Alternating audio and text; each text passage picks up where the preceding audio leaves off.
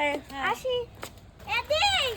দিদাকে পয়সা দিছে সেই পয়সাটা আমার দে তুই হাফ আমি হাফ নেব দিদা কইছে হাফ হাফ নিতে তুই তো ছোট মানুষ তুই টাকা নিয়ে কি করবি রে বিকালে কিছু খাবার নিয়ে আসুন দুজনে ভাগ করে খামু